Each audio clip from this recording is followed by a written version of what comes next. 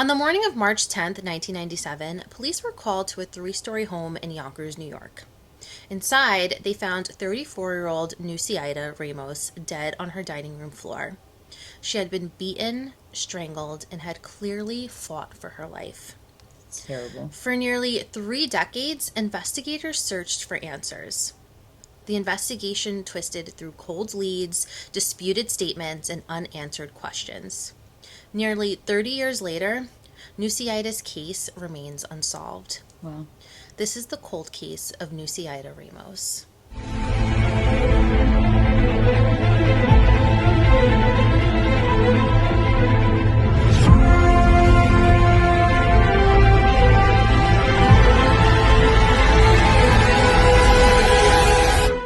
What's up, guys? Welcome to Crime Snob Podcast, where every Monday we dive into some of those twisted local true crime stories. My name is Sandra Goriello. And I'm Alice Grelly. And if you are a self-proclaimed crime snob like us, then you are in the right place. Today I'm going to tell you the cold case story of Nusinaida Ramos.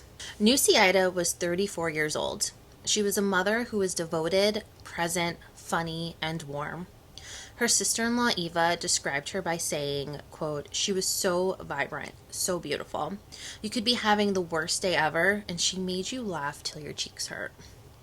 Nusinaida and Rafael Ramos had been married for roughly 5 years before their relationship fell apart. They had 2 children together, a young son and daughter, and by all outward appearances, Rafael had built a stable life. He was working as a corrections officer at Sing Sing Prison in Ossining, New York, one of the most well-known correctional facilities in the state. Sometime in early 1995, while he was still married to Nusinaida, Rafael met a woman named Claudia Botero. Claudia was a widow. Her husband had been murdered in the Dominican Republic, leaving her alone with a young son. When she met Rafael in 1995, they began dating and things moved quickly. By the summer of 1995, Rafael and Nusinaida separated. Nusinaida was awarded custody of the 2 children and remained in the apartment at 98 Collins Street in Yonkers. By August of that same year, Claudia and her then 9-year-old son had moved into a Bronx apartment with Rafael. Nusinaida began rebuilding a life without Rafael, and at some point she started looking toward a future, one that didn't include staying in New York at all. And that, along with financial strains, seemed to add to the alleged building tensions between Nusinaida and Rafael.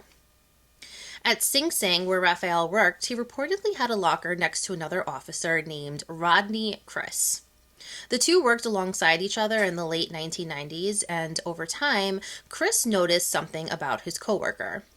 Rafael Ramos allegedly complained a lot. Specifically, he said that he complained about money, about child support, about what he owed his estranged wife and what it was costing him. Chris would later testify at trial that Ramos would get loud about it, that he was visibly, repeatedly upset, and that one day, when the subject of Nusinaida wanting to move to Florida came up, Rafael's frustration crossed a line that Chris never forgot. According to Chris's testimony, Rafael said, quote, "If the bitch tries to take the kids to Florida, I'll kill that bitch." Wow. Those are some words. Chris testified that he told Ramos to be careful saying things like that, because if anything ever happened to his wife, he would be the first suspect. Rafael apparently didn't take that warning to heart. Now, I want to remind you that this is a cold case, and I want to point out that the defense challenged this testimony during the trial. Attorney Andrew Restivo pointed out that Chris had not reported those comments to police until long after the murder. Restivo also cited detective reports suggesting that when Chris first spoke to investigators, he indicated that he had heard about Ramos' statement from other colleagues, not directly from Rafael himself. Okay. On the stand, Chris pushed back, saying, quote, "I did personally hear it. Maybe it's the wording I used. I heard it from Ramos." The inconsistency was there, and the jury had to weigh it. But the threat, as Chris told it, was direct and specific, he said. Visitation days for Rafael were routine. Rafael would pick up the children, spend time with them, and return them to Nusinaida. On this particular Sunday, March 9th, Raphael and Claudia drove together to 98 Collins Street in Yonkers. What happened next is importantly disputed. The account I'm going to walk you through comes from Claudia Botero's testimony at trial. Testimony the defense, again, challenged at every turn, and I'll flag the contested points as we go. But I want you to hold the framing clearly. This is what Claudia says happened. According to Claudia, Nusinaida brought the children downstairs and out to the car herself. She was there, present, and interacting with everyone. No signs of distress, nothing unusual. But then she realized the children had forgotten their bags upstairs. Raphael told Nusinaida that he needed to use the bathroom. She told him that he could come upstairs. And so Raphael Ramos went back inside the apartment alone with his estranged wife, while Claudia waited in the car outside with the kids. She said he was only gone a few minutes. He came back down, they loaded the kids into the car, and they drove to the Bronx. That is the version Claudia told detectives in 1997. But years later, she told a different story about what happened after they got back to the Bronx. And this is where things become significant. According to her later account, once they arrived at the Bronx apartment, Raphael told Claudia he had to go out. He didn't say where, he just left. Claudia stayed with the children. She estimated he was gone for about 90 minutes. And when he came back, she noticed he was no longer wearing the denim shirt and jeans that he had on that morning. Weird. He had changed clothes. And according to her testimony, she never saw that denim shirt again. Not that evening, not ever. After he returned, the four of them, Raphael, Claudia, and the two children, went to Claudia's parents' house in Queens for a little bit.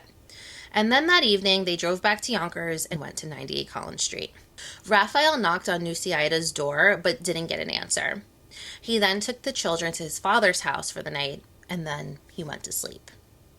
Which is interesting. I know that he is not convicted in this case, but it's interesting that that didn't alarm him, because it seems that she was a good mother, Right. and she was expecting for the kids to come home. So it's interesting. Maybe he just thought that she went out or something. But the next morning, Miriam Trevino, the partner of Raphael's father, said she had been awake most of the night with a dread she couldn't shake. Nusinaida hadn't called to check on her children, hadn't answered her phone, and it was completely unlike her. Oh, that's weird.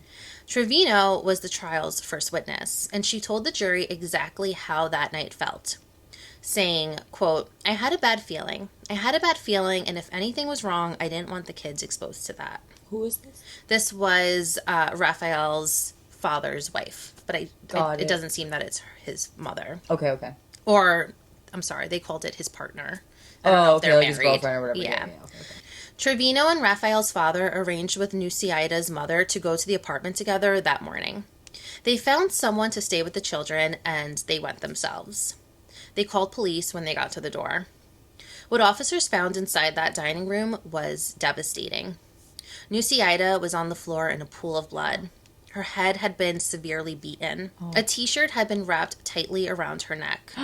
3 of her fingernails had snapped off in what was clearly a violent, close contact struggle. Oh my god, that's horrible. She had bled from a significant head wound, and the medical examiner confirmed that she had been strangled. Wow.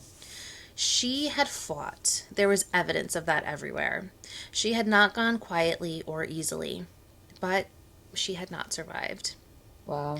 When detectives interviewed Raphael Ramos, he told them that he had gone briefly into the apartment the day before to use the bathroom and had left after just a few minutes. He denied any involvement in Nusinaida's death.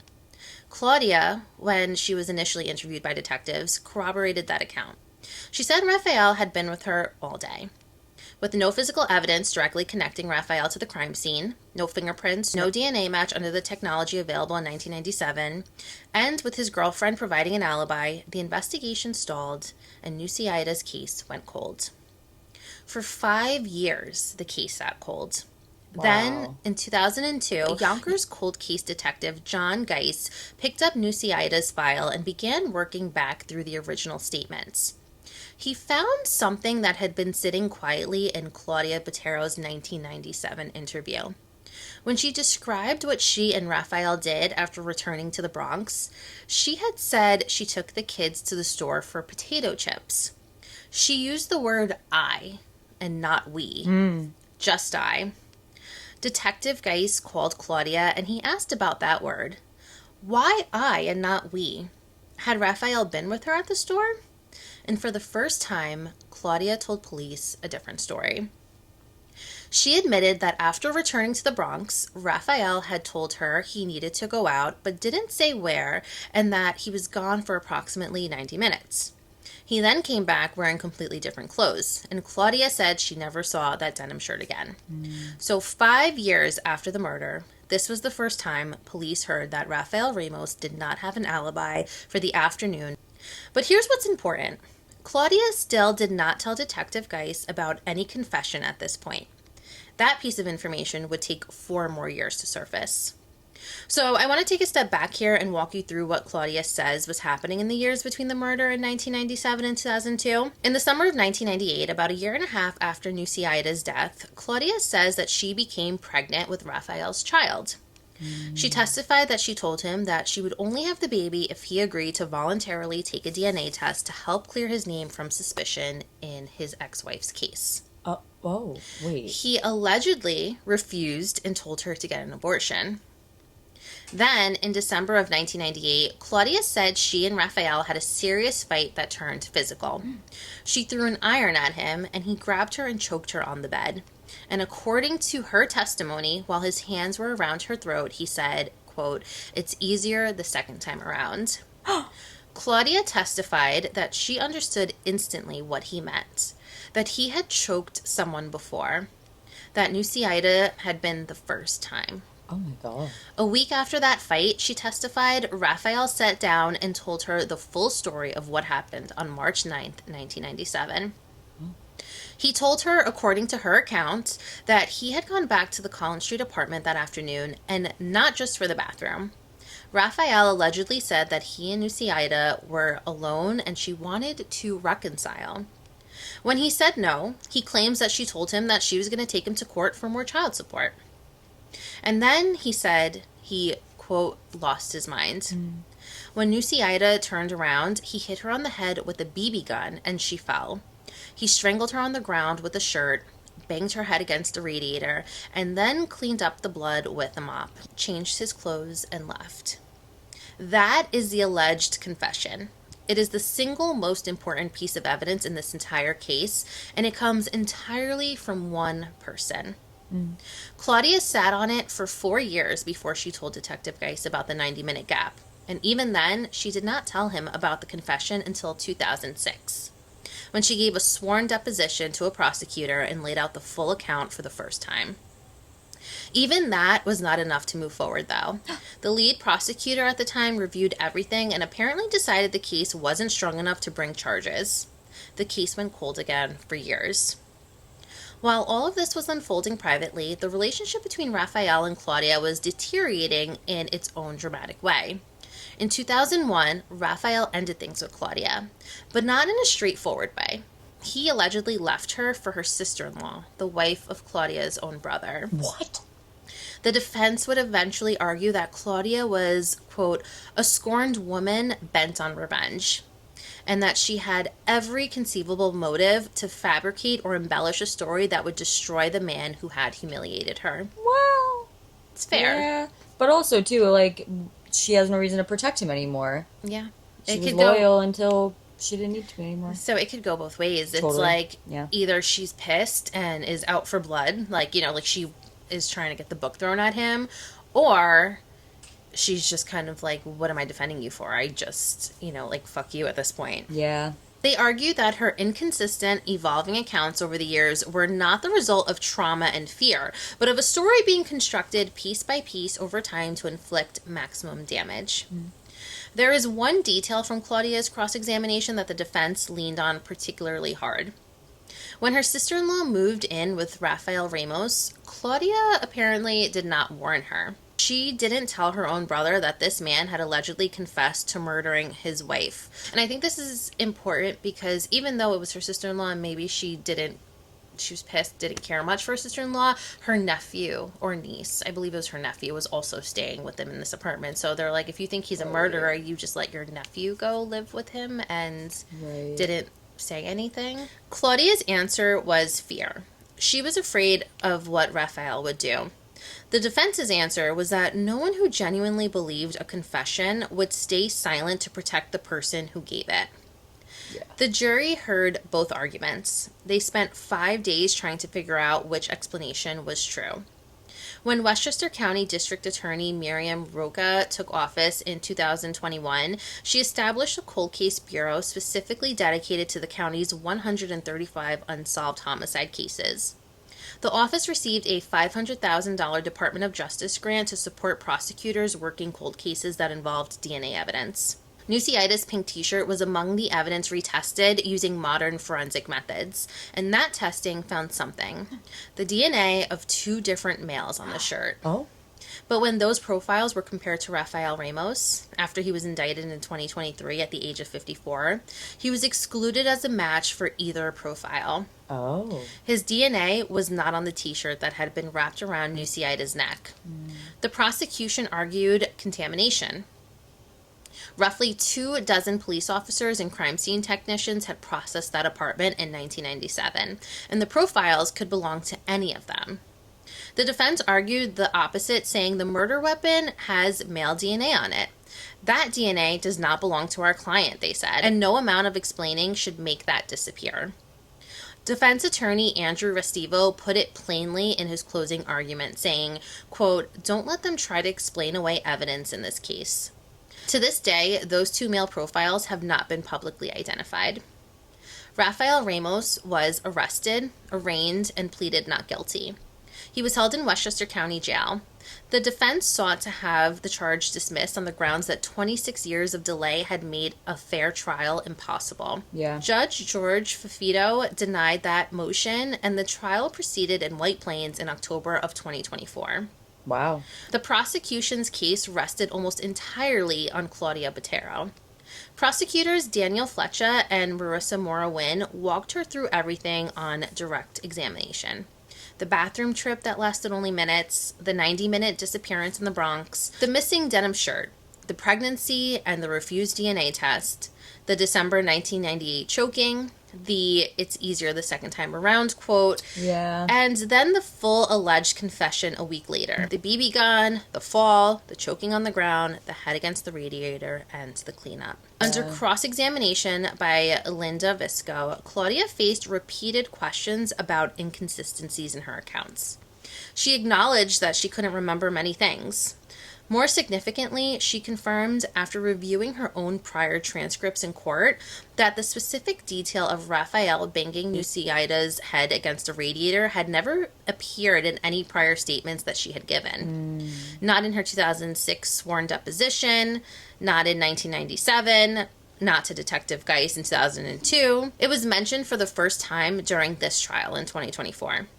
Whether that reflects a traumatic memory that surfaced slowly over time or a detail that did not exist before the trial is something that the jury had to grapple with. I don't believe it. Visco also asked whether Claudia had seen any blood on Raphael when he returned from those 90 minutes. On his clothing, in the car, anywhere? No. Botero acknowledged that she had not. She had testified to seeing scratches on his back a few days later, but no blood on the day itself.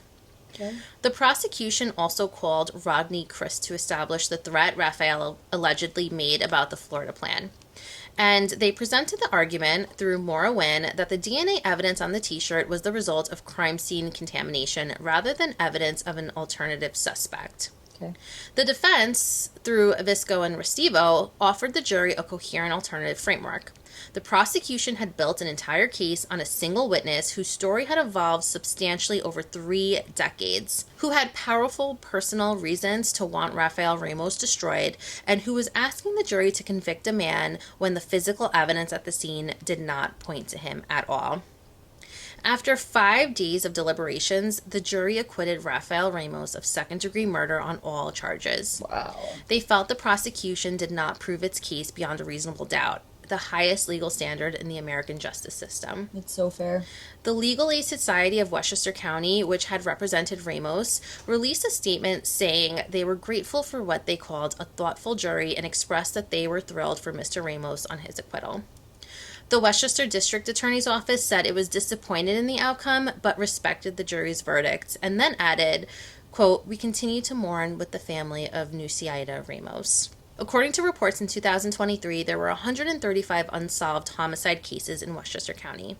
Nusinaida is among them. If you have any information about any open homicide cases in Westchester County, you can reach the DA's office 24 hours a day at 914-995-TIPS. Anonymous tips are accepted and language assistance is available.